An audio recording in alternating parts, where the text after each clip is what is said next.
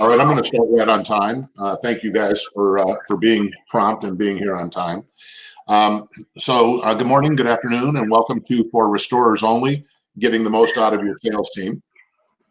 Very glad that you guys took the time to join us. We're hopeful to give you quite a bit of good information today. So here we go.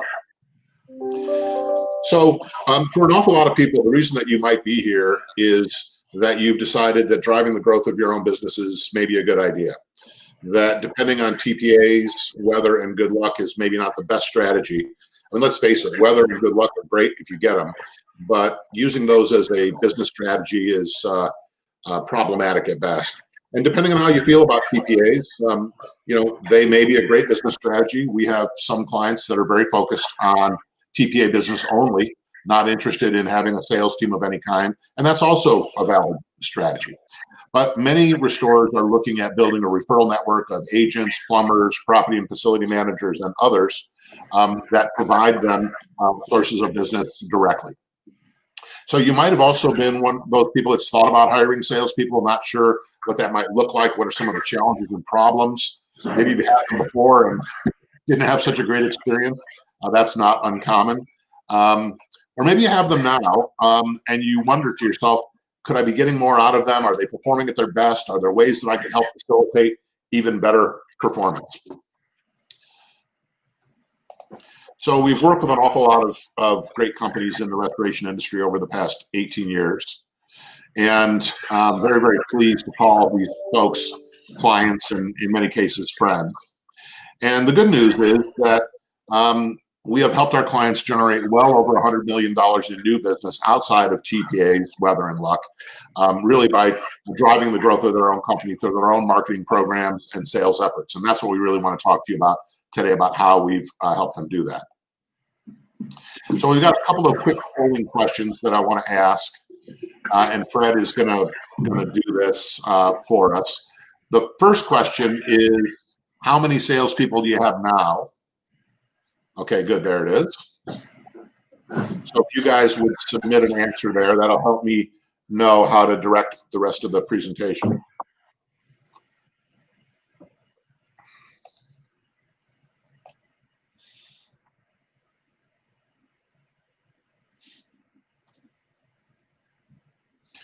And Fred, I've got the poll up here. I guess I should. I'll just put 0.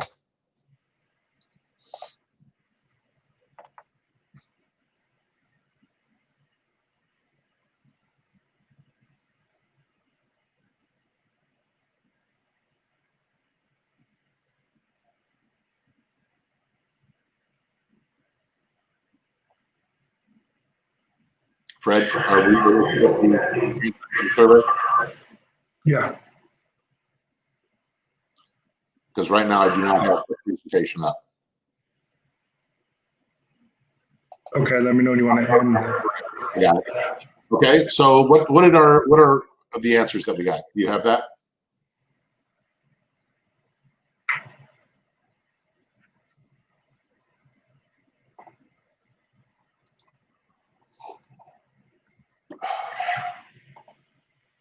There we go. Okay. We've got 69% of you answered. But do we have the answer? Let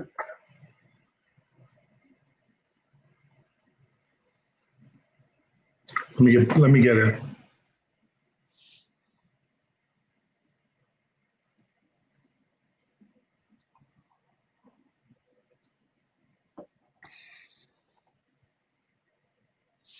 We're using a new webinar platform that's really, really cool, but there's quite the learning curve. I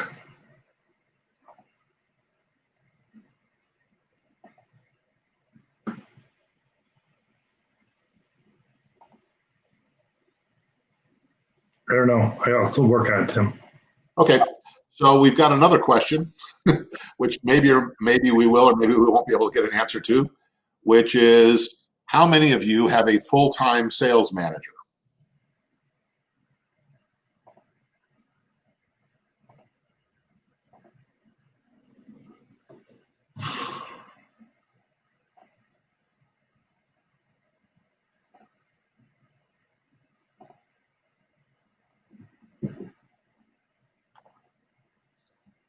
I'm going to answer my screen.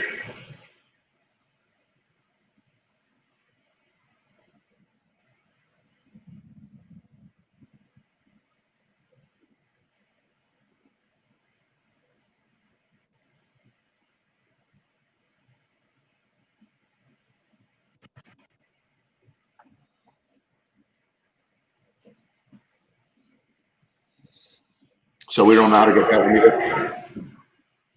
Well, this one, it's right in front of you. You got 4 people. You have 4 people that said yes, and 9 of the 17 people, about 53%, said no. Okay, so we have some that do. Okay, very good. All right. Okay, so let's deconstruct sales management. Now, obviously, there's an awful lot to sales management, way more than we can accomplish in an hour-long webinar, but I'm going to talk about the things that I think are most critical. And if we look at these 10 items, we believe that these are the 10 most important aspects of outstanding sales management. Coaching, we're going to talk quite a bit about coaching because coaching is actually should be 50% of what your sales manager is doing. Holding people accountable, motivating your team, recruiting for new people, especially nowadays, development of your current sales force, leadership, building and developing relationships, working on tactics and strategy, and then systems and processes. There's more to it than that, but those are the top 10 elements of sales management as we see it. So let's start from the top. Right? So it is my belief that all culture flows from the top. The top is typically the business owner. And so it's really the owner's decision how they're going to run their company. And companies can be run from a number of different perspectives. Some people are very technically focused. Some people are very numbers and accounting focused. Some people might say, look, I want to go full on TPAs. And other people are going to run their business from a sales focus. But when people say, yeah, I want to build a sales organization, I hope they know what it means. Now, we often run into people who have really been running their business from a technical standpoint, and now they've run into a ceiling where they can't grow, and so they want to grow by adding a sales and marketing effort. And I tell them, you need to be aware that what you're trying to do here is actually create a sales organization, not just add some salespeople and expect that they're going to grow your business. And that's a very different thing. So building a high-performing sales organization consists of all of these aspects. Now, we're not going to talk about all of these today, but we will talk about some of them. But let's just go through this really quickly. So you need to have the right value proposition. In other words, what are your salespeople going to be out there selling, right? You've got to have the right sales model. These days, still, most people will give at least lip service to consultative selling, which I'm 100% believer in, which is about finding pains that we can solve. So you want the right sales model. I believe it should be a consultative sales model. You want the right sales programs. In other words, what deliverables are you trading for people, to people in order to refer you? That's a critical aspect of this. You need the right sales plan. You need the right sales process. And I think that breaks down into a hunting and farming component. And in our industry, in the restoration industry, all the money is made in the farming. But you can't do any farming until you've done your hunting. So this is also very important. We're going to talk about that. The right CRM, absolutely critical. The right people. And when I'm talking about the right people, I'm talking about in the sales team. That's not only the right salespeople, but the right sales manager. We have some significant challenges in both of those positions. The right training and onboarding. The right comp plan. We're not going to talk about those today, but they're very, very critical. The right sales management, of course, and 100% company and leadership support. In the restoration industry, it's really, really important that the company supports the effort of the sales team, right? Because quite frankly, if they don't, we're just making our salespeople into liars. Right? So we're going to say we're going to do all these great things for your customers, Mr. Agent or Mr. Plumber, or your building occupants, Mr. Property Manager. And if production doesn't do it, then the thing is going to collapse in on itself. So you need to have really support from the top, and the entire organization needs to get behind the sales approach and build a sales organization. So what we're going to talk about today, as it specifically relates to sales management and getting the most out of your salespeople, are these items here. And I've reorganized that into this slide. Okay. So this is what we're going to cover for the rest of our time together. So we'll start with company leadership and support. So one of the things that I talk about a lot is that if nothing changes, nothing changes, right? Just hiring some salespeople, that's likely not to be a very effective approach. Now, hiring some salespeople, say, well, you're in sales, get out there and do your thing. You know what to do. That is unlikely to succeed. So what I like to think about is this concept. Instead of a restorer that's doing some marketing or selling, I'd like you to think about transforming your company into a marketing and sales organization whose product happens to be restoration. And just like the butterflies here, this is a significant transformation. It involves everybody in the company. It's not a fad or flavor of the month. It is a commitment. And it's a process, right? So it's not an event. It's not, okay, we've hired some salespeople. Great, now the money's going to come rolling in, right? No consultant or sales manager, for that matter, or salesperson has magical powers. And now that you've brought them on board, all of a sudden, hundreds of thousands and millions of dollars are going to come pouring in. This is a much more difficult process than that. And just like building a skyscraper here, you got to start at the bottom, you got to lay the foundation, set the proper steel, and you got to start building. And if something goes wrong, you got to take it down and start building again. So it requires sustained focus, sustained energy, and support. And it must have company-wide buy-in, and that has to start from the top. And it must be done skillfully. So understanding that there's going to be, any corporate improvement effort that may take 6 months to a year to 2 years is something that's going to require sustained focus and effort and approval from the top. The owner must stay the course if they're going to have this be effective. And if that doesn't happen, what we typically get is owners that if they don't understand what's going to be required, if they don't support the process, if sales management is not carried out, and we sort of give the salespeople mushroom management, throw them in a dark room and toss a little bit of what in there every once in a while. And if a host of other things go wrong, then the entire program may go off a cliff. And I kind of call that king baby management, right? So it sort of sounds like this. I hire some salespeople as a business owner. They are scurrying around doing whatever they're doing. I get busy with the rest of my business. I don't have time to manage salespeople, and I'm certainly not going to pay somebody to manage my salespeople. And so after about 3 months or so, I go, I wonder what those people are doing. I mean, I see on my P&L that I'm paying them. I don't know what's come in. Let me take a look at this. And then they start to do an in-depth analysis of what's been happening in the sales department. And now this can be the time where there can be a lot of micromanaging going on and a lot of, hey, I'm not getting any return on my investment. And I call it the off with his head moment, which is boot them out the door. Now, the reality is you have to know step by step how salespeople can be successful within your company. Otherwise, how can you possibly manage them? How do you tell them how to be successful at the company, right? So we're going to get into that in just a second. When you're in situations, in your building your sales organization, transforming your company into your sales organization, building your sales department, you must stay the course. It is a process, not an event. It is a journey, not a destination. And so this is about how you're going to run the business, how you're going to approach the market, your fundamental way of doing business. So now we need to have the right sales programs. And this comes down to the value proposition and the deliverables that you're trading for people to do business with you as referral partners. So I'm not going to spend a huge amount of time on this, but I think it's important to touch on it. The first thing is you have to remember that without meaningful difference, people typically don't change. So if your guys are out there saying the same thing that everybody else is saying, there's not much meaningful difference, right? So what we want to be thinking about is a strategy that differentiates you from the competition, that provides a meaningful difference as reasons to change. And those reasons must be compelling. So we have to be thinking about, why would I change? Let's say I'm an insurance agent and I recommend my local ServPro, okay? And I'm not picking on ServPro, I'm just could pick anybody. Let's just say XYZ Restoration. And your salesperson walks in there and says, hey, I'm from ABC Restoration. I'd really love to do business with you guys and to be working with your clients. Saying, well, we're already working with somebody, right? So now you better have something to say that's better than what's going on with their current vendor, okay? And if you don't, and if your salesperson's saying the exact same things, why would they change? It's a risk to change with you unless they're having some sort of a problem with their current vendor. So we have to think about, it's about them and not you. So what we like to focus on are the fundamental business challenges that these people are facing and how we can address those in exchange for them becoming a referral partner.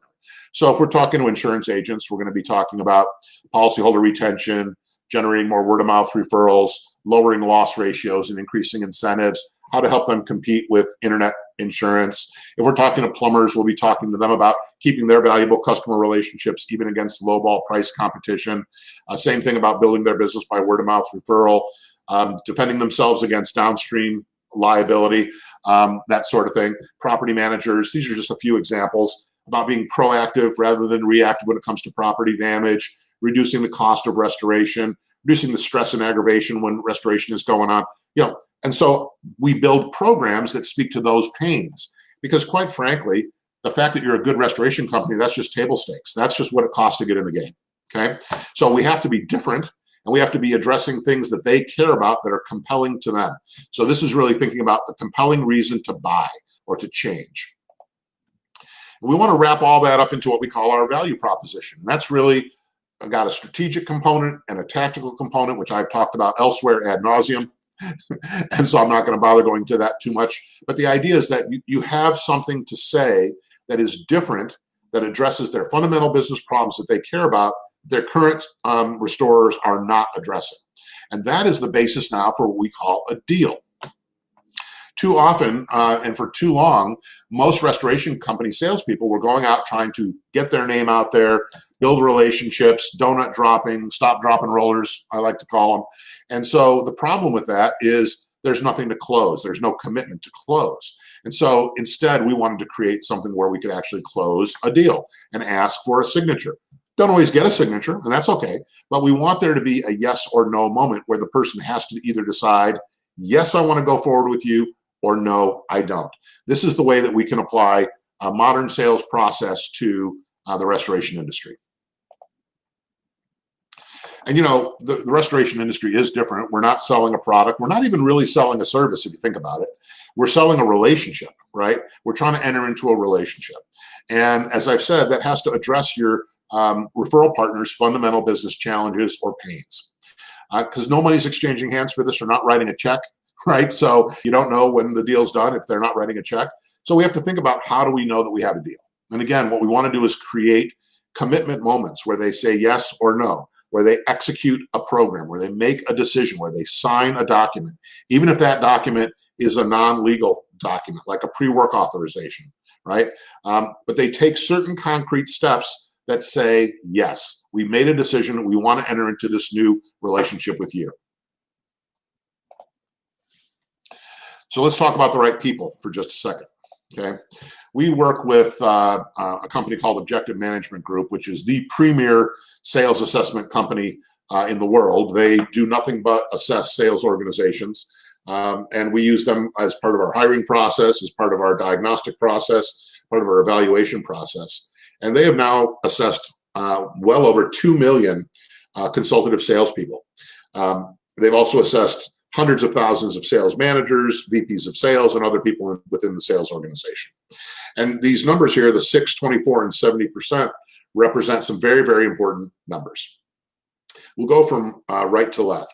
70% of the people that they have assessed, meaning 70% of the people that are in sales, and on their IRS taxes, it says occupation, sales, 70% of them ought to be doing something else because they suck at selling, okay?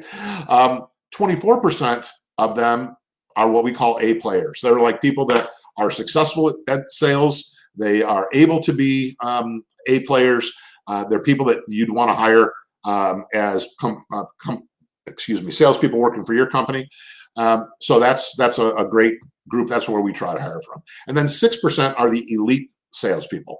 This is a very select group, and most of them are working in industries where they're making a lot more money than the restoration industry can typically offer. So you're going to see drug company sales, heavy equipment, people, these are the rock stars of the world out there. But that 24%, that's the group that we want to look at, okay? So if we know those numbers, and this is the biggest data set in the world, that means that at least 70% of your potential candidates, when you're trying to hire salespeople, are people you definitely don't want to hire, okay? So you want to be very, very careful that you hire in a very special way to try to weed those people out and to find the 24%. You know, you have to remember that a lot of people go into sales because they're told they've got a great personality, or boy, you're such a people person, right? And so those people are really great at building rapport. And you know who they're great at building rapport with and selling? You, when you're going to hire salespeople, you think, oh my gosh, this person's just so much fun to be with, and you know, the interview went so well, and we were laughing and we were joking, and I learned so much, and boy, they're going to be great representing my company. No. Okay, that's only one component of being a successful salesperson. So those are the people that I call, they can sell one person, and that's the boss. And those people can often hang on for a long time in a sales organization without really producing anything, because people like them inside the company. So when you're thinking about the right person, okay, no, it's not your spouse or your no good brother-in-law who really needs a job.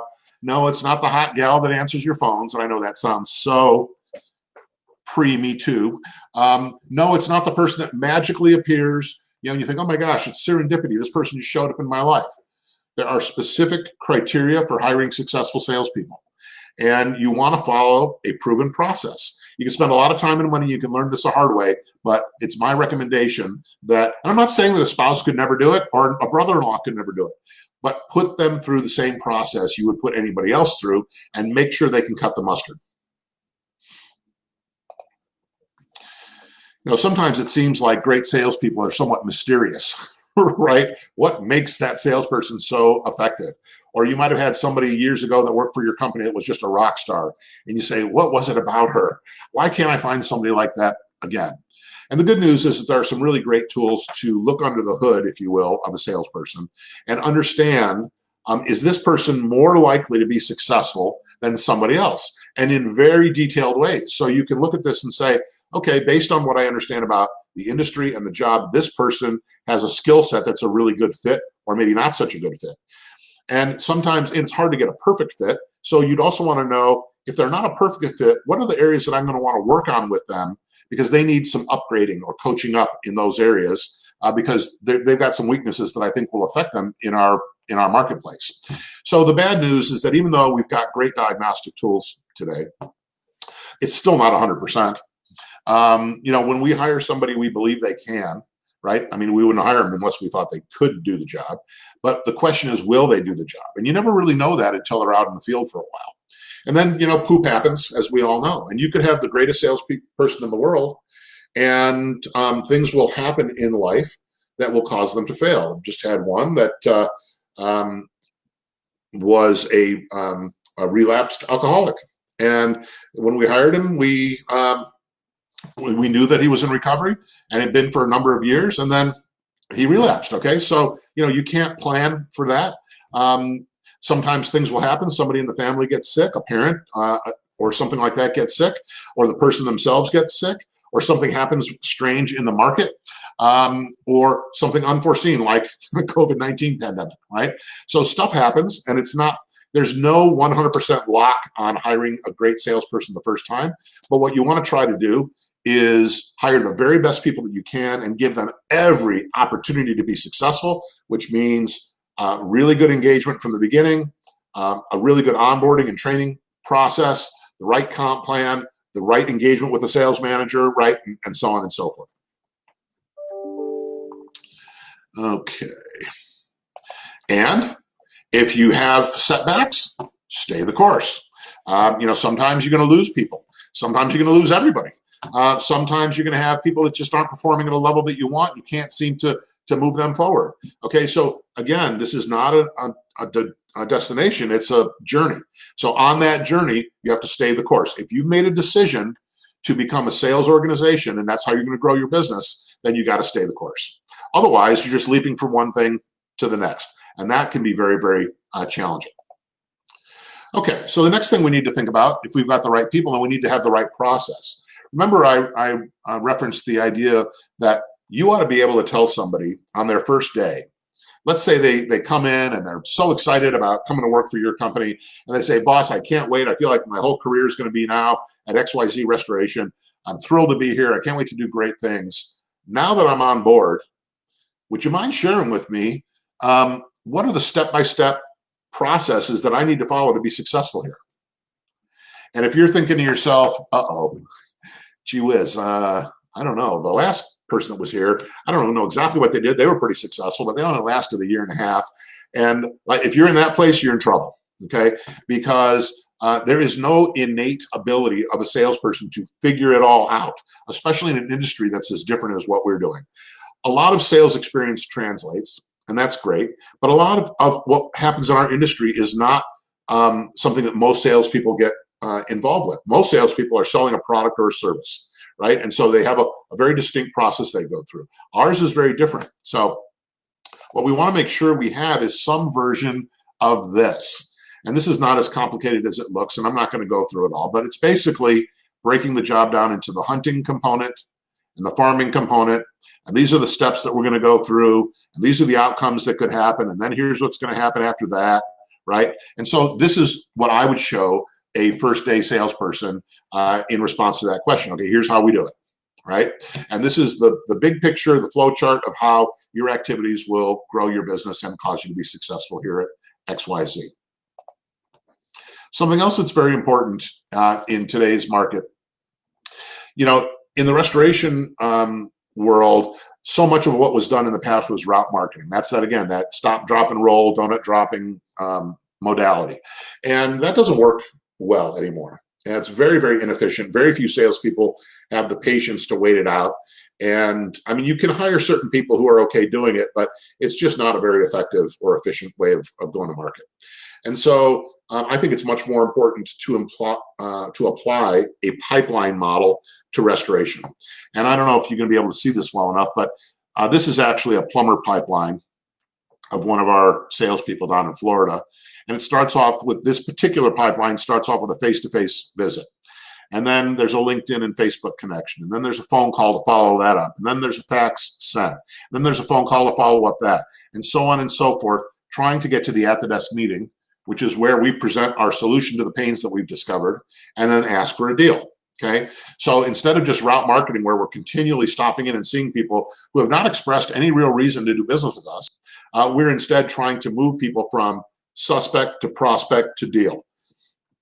And then once we have a deal, we're trying to get them to start referring and to continue referring on an ongoing basis, okay? So the next component we need to talk about is the right sales plan.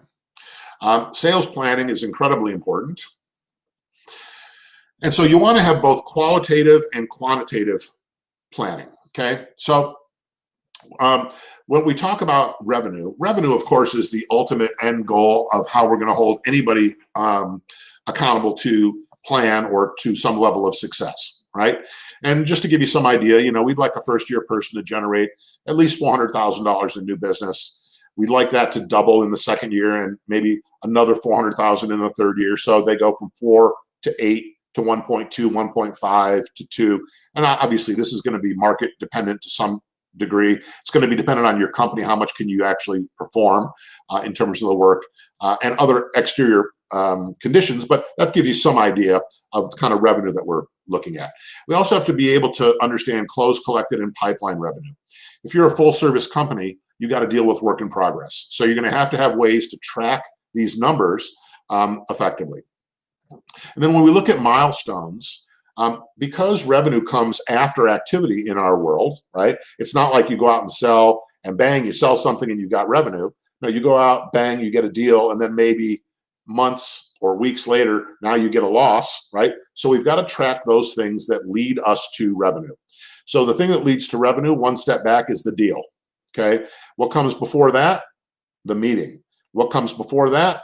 The sales activity that I just went through, right? The phone calls, the face-to-face visits, the emails, the faxes, the et cetera, okay? So we want to be able to look at all of those things in terms of a sales plan. And I like to start with an annual plan and then break that down to a monthly plan. We're going to talk about what verticals people are working. What are they doing? Any kind of special initiatives? Are they doing some whale hunting? Maybe going after some very large targets, some universities or municipalities in their market. How are they going to be held accountable? What are the processes going to look like? Not only in terms of data collection, but what is the conversation going to be and how frequently and what's going to come out of those conversations? And also, do they have a budget? So if they need to take people out to lunch or buy gifts or whatever else, take somebody out to Top Golf or whatever it might be back when we can actually do those things, then what is the budget that they have to work with? And for all of these things, we want to try and keep it as simple as we possibly can. It doesn't have to be overly complicated, and things that are as easily understood as possible when it comes to sales planning are definitely where you want to go. So something else that's very, very important is when it comes to sales planning is really what the role of the sales manager is help your people accomplish their personal goals. If you do that, then the company will achieve its sales goals. You will achieve your goals as the sales manager, and everybody will be happy, right? So it's very, very important that we understand that people are not motivated because you want to grow your business to $10 million or your boss wants to grow it to $10 million. That's nice. I mean, they might feel really excited about being part of a growing company and a dynamic organization trying to really, break through the next level. But at the end of the day, it's about the new house that they want. It's about their retirement money. It's about putting their kids through college. It's about whatever, okay? So you have to know what their goals are. And you have to engage them in the process by knowing who they are, right? You've also got to love them, okay? Now, I'm not saying that means you never fire somebody because you love them. It means that you have to love them from the standpoint that they are operating under your banner, under your flag. They are going forth into the marketplace trying to grow this business. They are engaging in a huge effort. If you've never been in sales, then you don't know what I'm talking about. But if you have been, you do know what I'm talking about.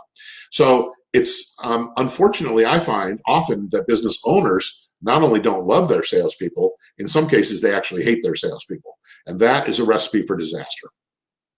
Who's going to work for somebody that hates them? And by the way, you can't hide that forever. Okay, that's going to come out. And I think a lot of it is because many owners feel held hostage by their salespeople. They're like, I can't do what they do. I don't know how to do what they do. And I can't get them to do more of what I need them to do. And so there's a big ball of frustration that can ensue.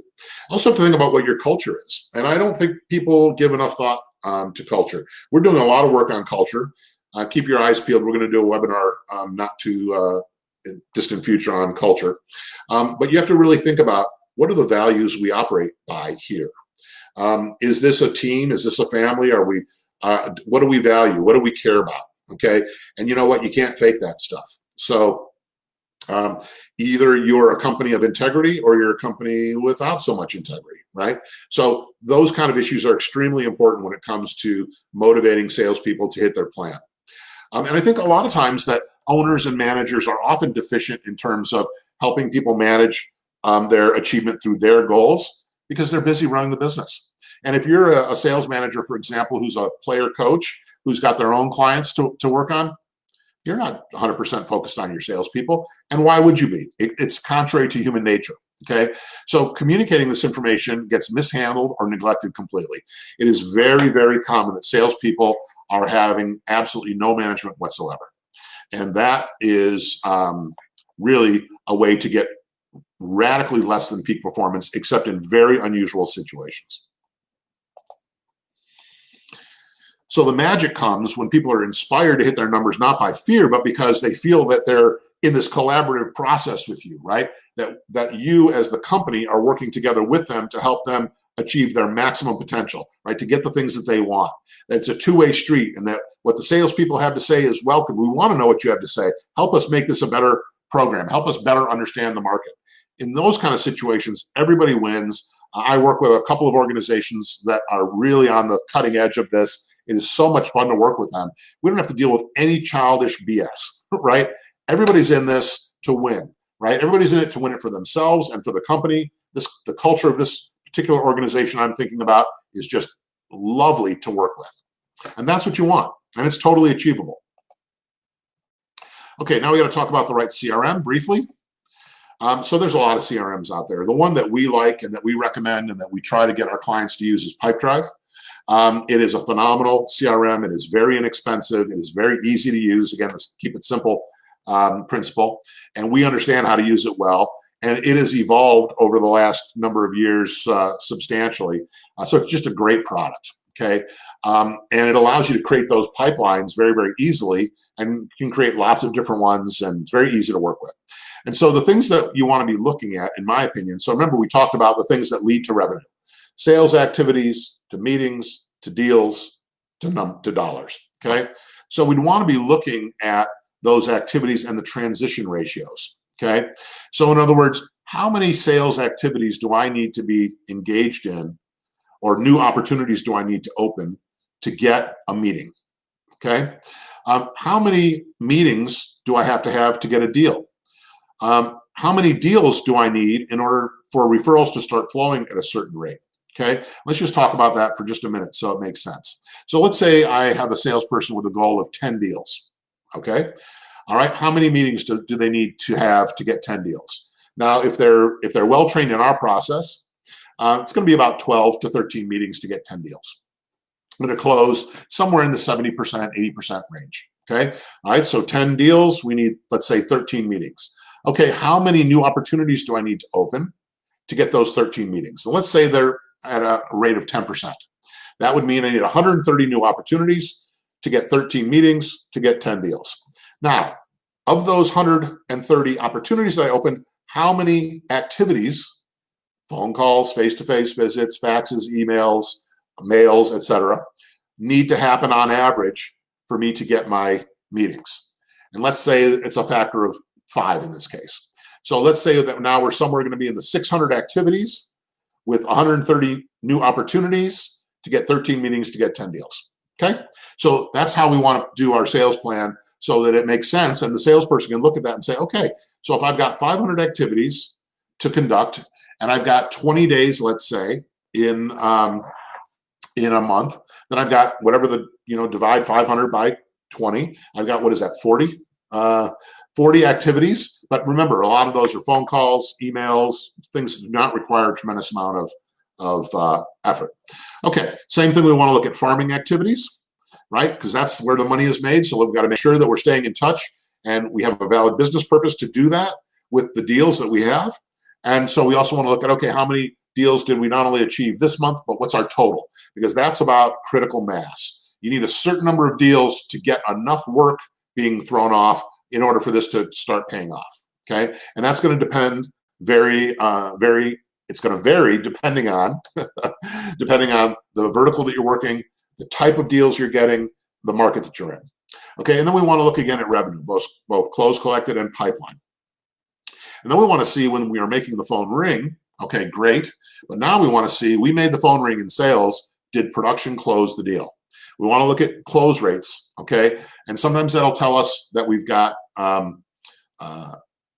perhaps estimators that need some help in terms of how to close those deals, or maybe we're getting some lousy leads and we need to talk to our referral partners about what we really want them to send to us. And then your CRM should be able to spit out reports to give you your data in a very easy way. There is no sales management without data. It tells you where to look, tells you what your problems are, tells you exactly what you need to fix. So you have to have a CRM that the sales manager and the salespeople can use easily and get the intelligence out of so they can improve what they're doing. Okay, now let's get into sales management. Now, the reason I spent all this time on all of these other topics is if these things aren't in place, I don't care how good a sales manager you are. If you don't have company leadership support, it's going to be tough. If you don't have sales programs to offer that are different, that give people a reason to change, going to be an uphill slog. You got lousy people, well, forget about it. You don't have a good sales process that you can help your salespeople learn. How are you going to manage that if there's no process? You don't have a good sales plan that ties into their personal ambitions? Pretty tough. You don't have a CRM to document all this stuff and to give you guidance as to where you need to look. I don't see how you are an effective sales manager without all of that stuff. And that's why I really call that the essential requirements, okay, of good sales management. Now let's get into some very specific things about sales management. 4 out of 5 sales managers are ineffective. And again, this is based on OMG data, which I've been using OMG for well over a decade. I love their products. Now, they're not the Oracle from Delphi, but they're the best we've got, and they're pretty darn good, okay? So 1 in 5 sales managers should probably not be in sales management. They might need to be in sales, or they might need to be in a different role in the organization, but not sales management. 1 out of 3, they're hopeless. There's nothing you can do to train them or coach them. Only 1 out of 15 are elite sales managers, okay? 4 out of 5 absolutely suck at coaching. Now, the reason why that's so important is coaching should be 50% of the responsibility of a sales manager. That's what sales managers should spend most of their time doing. Now, the good news is we can assess sales managers just like we assess salespeople, and we can come to understand whether or not a candidate for a sales manager fits into one of these categories and therefore should be considered for another position, or we should pass on them and move on. So sales management is sales leadership, is business leadership. So again, some of the basics of sales management. Do you love them or hate them? Okay, I think you got to love your people. Do you know them? Okay, one of the most, when you hire and train and manage salespeople, you're going to spend a lot of time with them. And so you're going to get to know them if you have any interest in getting to know them. And I would suggest that as a good sales manager, you must have interest in knowing them. So you got to care about your people, and you got to be able to ask them questions that might seem a little bit intrusive, like, so what is it that you want out of life? That's a little intrusive. What is the one thing that you'd really like to accomplish in the next 12 months? How much money do you want to make? Where are you comfortable? Are you comfortable at $60,000 or $70,000, or will you not be satisfied until you're making $120,000? What's the future hold for you, right? You got to be able to get into their lives and get to know them. And then the other piece of this is, do you respect and care about them? So love is one thing. Like I love their, watching an army go into battle, right? Your heart can be just filled with love for the troops that are going to defend the country, right? But that's a little bit different than respect and care, right? That's on a more intimate level about respecting and caring about them, right? So respecting and caring about them is really important because it's going to direct how committed you are as a sales manager to their success. It also is important because we have to think about human nature. So complacency, believe it or not, is our natural state. Okay, we are built to survive. We are not built to operate at peak performance.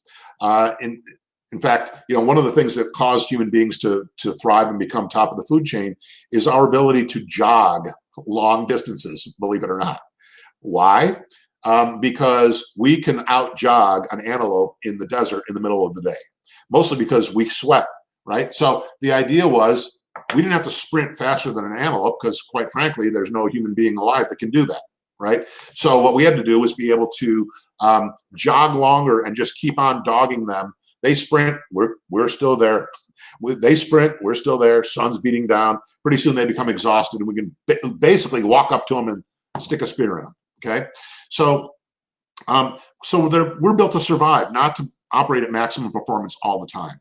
So sales managers can change a lot of lives by helping people improve performance, right, and reach goals that they thought that they couldn't reach, and not necessarily. I mean, it's unrealistic to say to somebody, "Well, gee whiz, I did a little bit of salesman, and I found I could make 60 phone calls an hour, and there's 8 hours in the day, and if I give you 2 15-minute breaks, okay, that's going to be 7.5 hours. So that means that 6 times 7 is 420. So I don't see why you can't do 420 phone calls. Okay, well, maybe at maximum performance, if somebody had a gun to your head, you could do that, but that's not how human beings operate. But there's a big difference between that and 15 or 20 phone calls that you might get, right? So if you could move 15 or 20 phone calls to 60, right, or 80, now you're talking about an incredible increase in performance, but still not operating at maximum performance, right? So remember, it's about them and not you or the company. And if they trust you enough to share or even come up with goals, then we can talk to them about, is this a behavior that is leading you toward the goal that you said that you wanted or away from it, right? And now people are being held accountable to their own goals. Not my goal as a sales manager, not the big boss's goal, right? They don't care about that stuff, but about their goals. And you have to realize that for many people, they actually have done very little thinking about their own goals, which is shocking but true. So when we think about humans, we also have these funny traits. There's things that we shouldn't do, but we want to do. Like, when I at the end of the day and I'm feeling exhausted and I want to go out and get a couple of pints of Ben and Jerry's, I definitely shouldn't do that, but I want to. Or what we should do, but we don't want to, like I should make those 5 phone calls before I wrap it up for for the day, right? So the area between those two things is where we need discipline, mindset, and consistency to achieve really anything we want. So every professional athlete and anybody that's looking for breakthrough performance has coaches. And that's why, because we need somebody to help us do what we should do but don't want to, and not do what we shouldn't do but do want to, okay? And if you listen to guys like Nick Saban down at the Alabama football program, brilliant leadership mind. And this is essentially the essence of all of their leadership, right? So this tells us that 50% of sales management should be coaching to help people in that area between so they can achieve what they want out of life. So what do we coach to? Well, we coach to the big picture of, our marketing strategy, the value proposition they have, but especially their goals and dreams. We want to coach to the sales process that we taught them. This is one of the biggest areas where people fall down in terms of salespeople achieving their goals, is they fall back on old habits. We build this elaborate sales process for a reason. We put these tools in place for a reason. We teach these scripts for a reason. You know what that reason is? They work. They're proven, okay? So when people fall down on their sales process, all of a sudden they've broken what works. So guess what? They start floundering, okay? So we got to get them back on track. Again, to their goals, what are they trying to achieve? And making sure that they're engaging in the right behaviors. So there's basically 8 requirements to be a great sales manager. And there's some other supplemental things I'm going to talk about in just a minute also. But I think this is really, really important. So the first one is you have to be a good listener. And what I mean by that is active listening. And active listening is not just listening, but listening to understand deeply and to give feedback, letting the person that's speaking know that you're listening, okay? This is a much different way of listening than what we most of us engage in, okay? Like, when your wife says, well, how was your day, honey? And you start talking and you can tell she's not really listening, okay?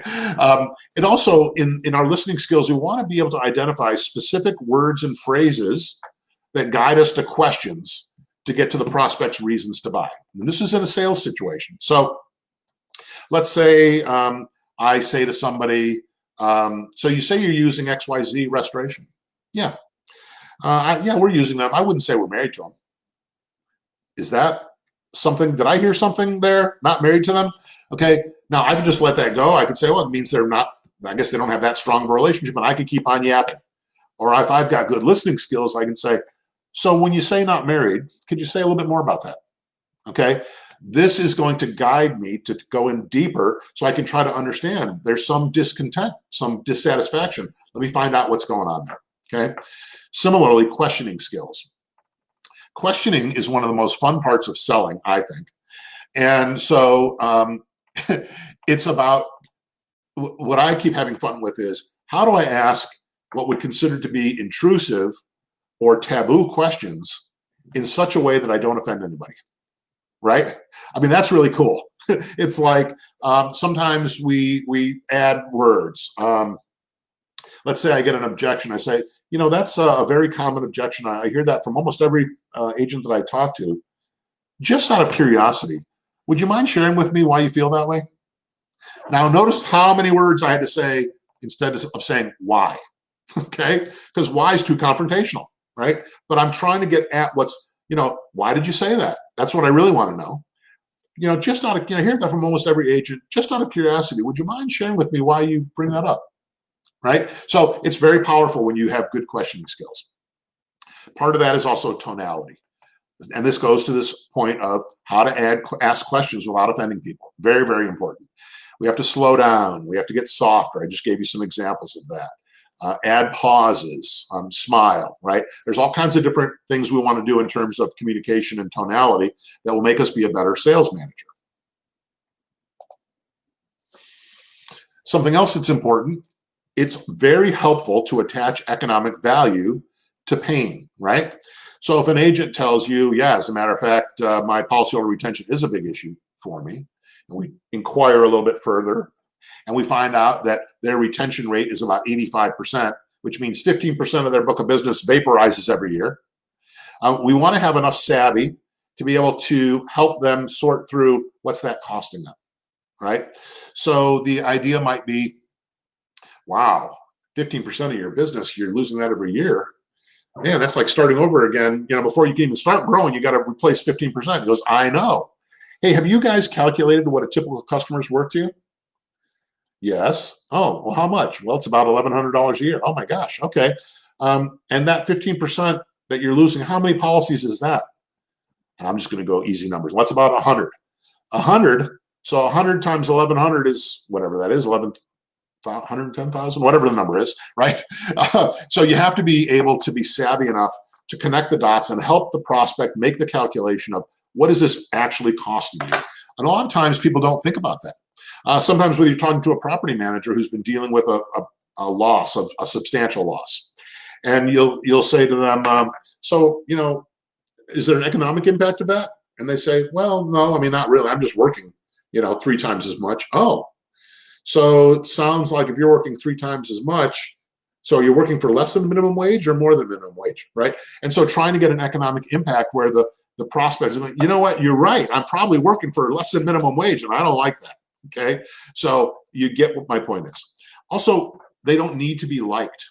Okay, now there's a difference between being likable and getting people to like you and needing to be liked. If you need to be liked, you're going to not say certain things or not do certain things. Like when somebody's in trouble, when you see a salesperson in trouble, you need to be able to say, listen, what I'm seeing here shows me that you're moving away from the goals that you told me that you wanted and not towards.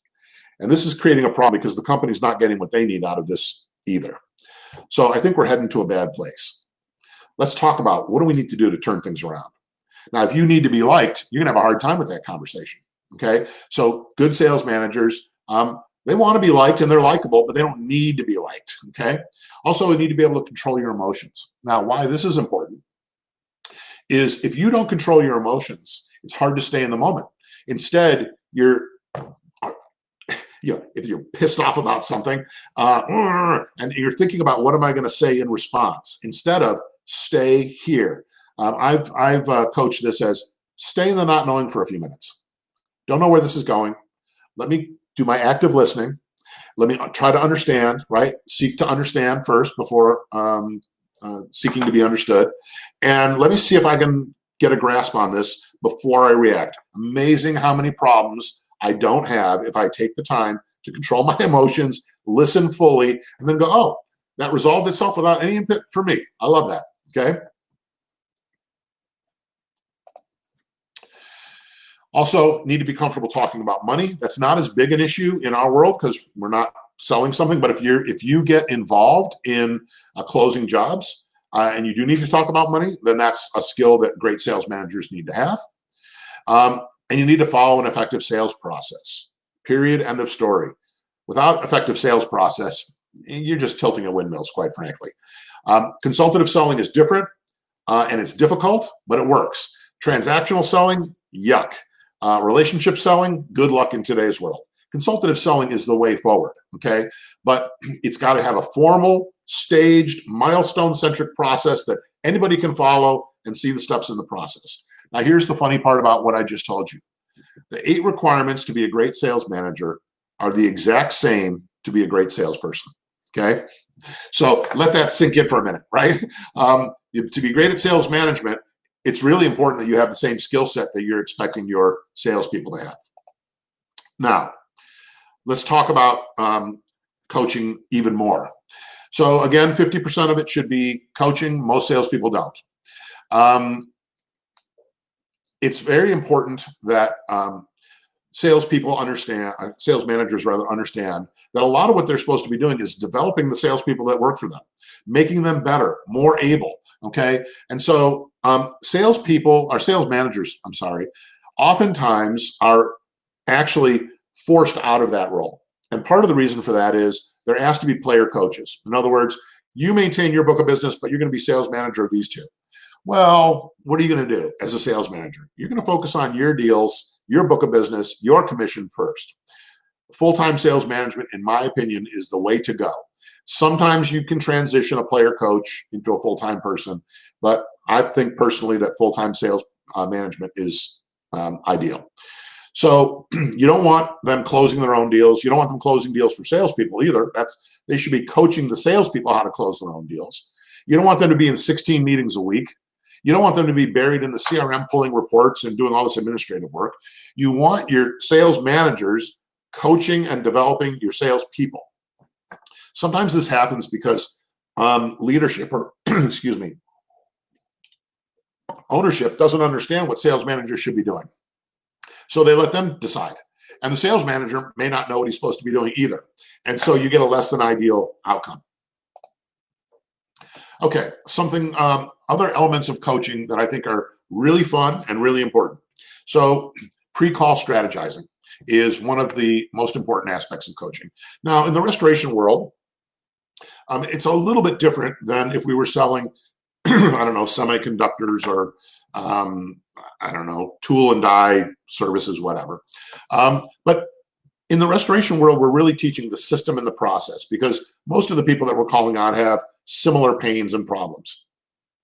But we want to know that there's a good reason for the call, what our game plan or strategy is, and what appropriate questions might be or scripts or dialogue to achieve the desired income. So if you're sitting with your salespeople and you're talking about, okay, so what are you doing today, Lucy? Well, I'm going to go see, there's 6 agents on the west side. There's one particular area I'm going to call, and then I've got a couple plumbers after that. Okay, so who are they? Or let's talk about the first one. What do you know about them? And so on and so forth. So when you go in there, what's your approach going to be? Well, I'm going to use the stand script. Okay, but that second one, they're a independent. They do a lot of commercial work. Oh, okay. So how's that going to be different? Well, I'm going to use the modified script for that. I'm going to talk to them about our ERP program. Blah blah blah. Okay. So this is one of the applications of coaching is the pre-call strategy. The second one, and this one is often neglected horribly, is post-call debriefing.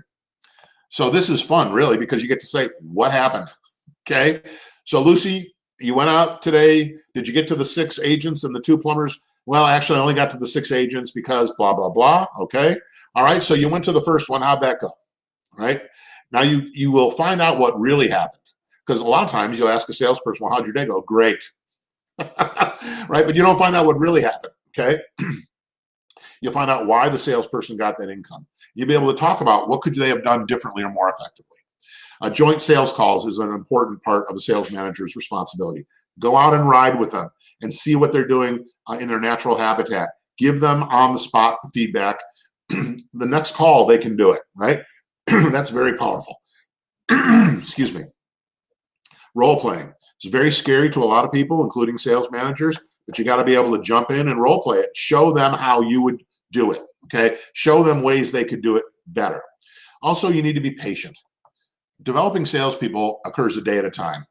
You're not going to coach them up overnight, but make them incrementally better, sort of lean process, a little better every time you do coach them.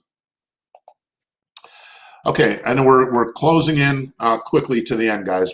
I know we're 2 minutes out from our stop time. I'm probably going to run 3 or 4 minutes over. So the coaching environment, let's just talk about that for a minute. And this is what you've got to create as a sales manager. Your salespeople have to believe that you want the best for them. They've got to trust you. You're going to want to build strong relationships with your salespeople. Again, you want to hold them accountable, but in a highly positive environment. And interestingly, sales managers that coach frequently and effectively, this is OMG data again, have a 20% increase in revenue compared to those that don't. That's a big, big number. So coaching really pays. Okay, so when you really look at what it's all about, it's about growing top line revenues as well as bottom line net profit, so businesses can become vehicles for true wealth creation. Now, that's from an owner's perspective. And if you're an employee, you want a highly profitable business because that's the kind of business that's going to be growing, going to have advancement opportunities, enough more money to pay people for outstanding performance. That's the kind of place where things are rocking and rolling, and that's what you want to be a part of. But you have to think about where you are now and where you want to be. And so if you think about a big river like this, and maybe you're standing on one bank over there, and you're thinking about, here's where I am now, but I want to get over there to the other bank, okay? So what does it look like now? And what would it look like over there? And what would I need to do to get across that river? Okay, and this ties into a concept that Seth Godin popularized. He wrote a book of the same name, which I think is brilliant, and I highly recommend it, which is called The Dip. Okay, and so a business can grow, but all of a sudden they have come to a decision point. And that decision point is, are we going to go the path of mastery, or are we going to possibly go into the cul-de-sac, an ultimate failure? This is the place where companies need new ideas, new methodologies, new processes, new people, right? Because they're going to have to go through this dip. And when they get through the dip, and that dip can be painful, and it can be long, it can take years sometimes, then they're on their way to mastery. And anybody who's gone through a growth of a company where you went from maybe $0 to $500,000 might get you somewhere to here. Now you're trying to get to $1 million. You're going to have to go through a dip. Now maybe you're going from $1 million to $3 million. You got another dip to go through. From 3 to 6, there's another dip, right?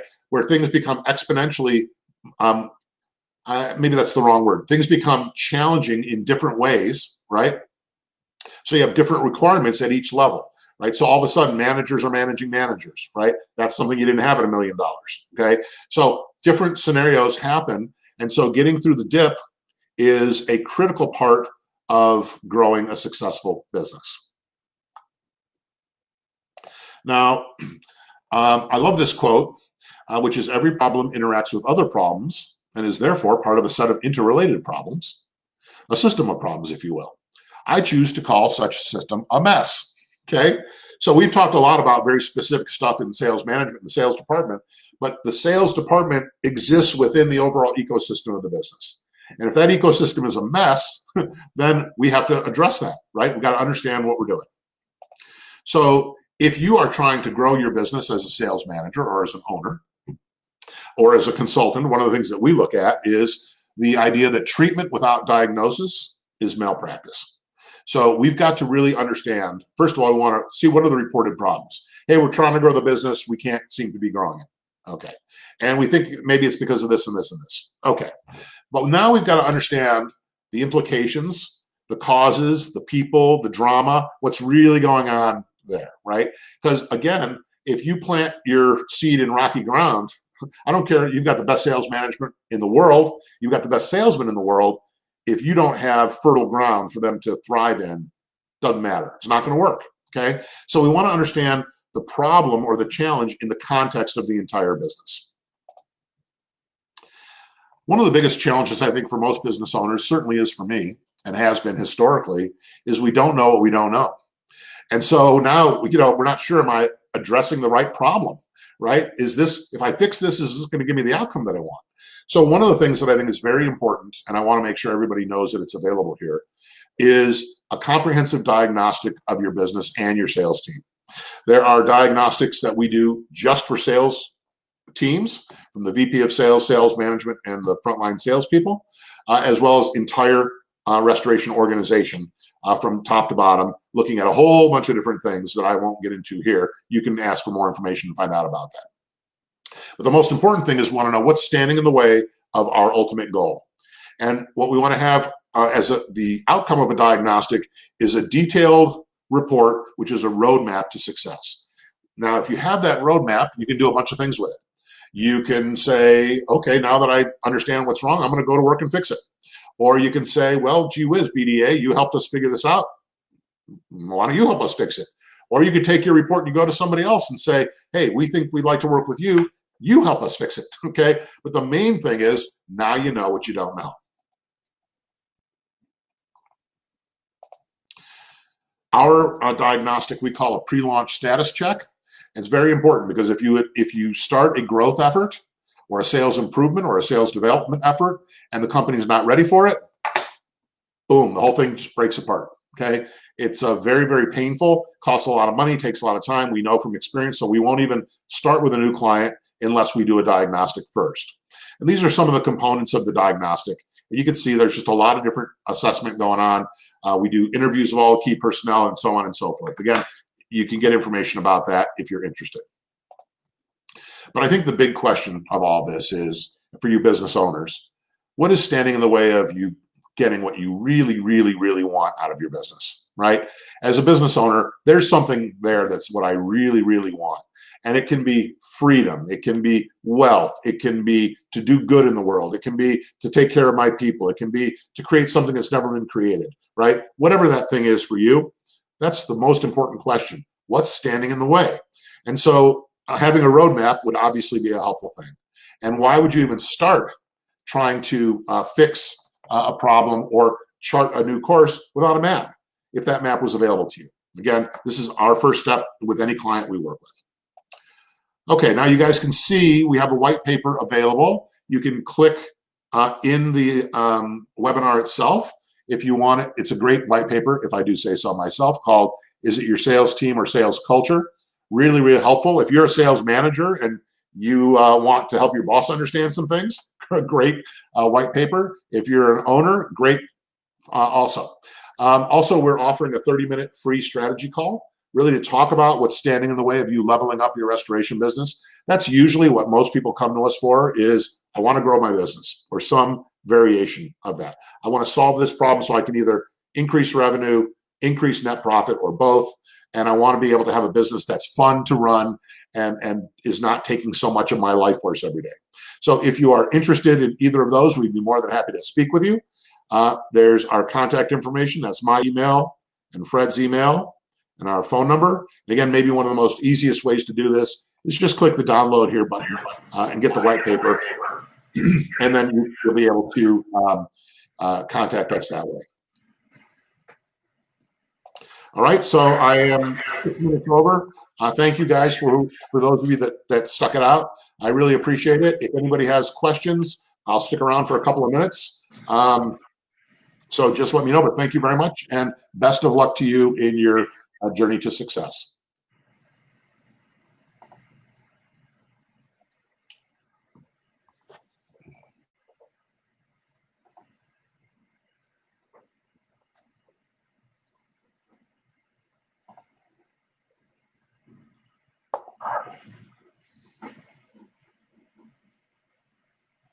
If you have any questions, please type it in the chat room, to the chat box, and we'll be happy to send it to Tim.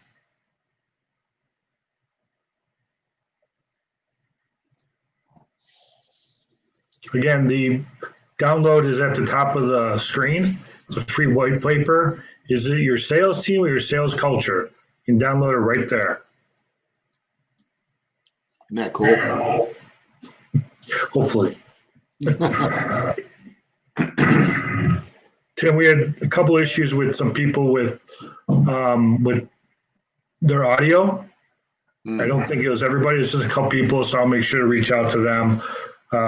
Frank and Rick, and I'll reach out to them directly and make sure they get a copy of this.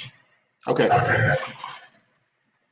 All right. Well, if you don't have any questions, let's wrap it up. Thank you, guys. I appreciate you being here. Bye, everybody.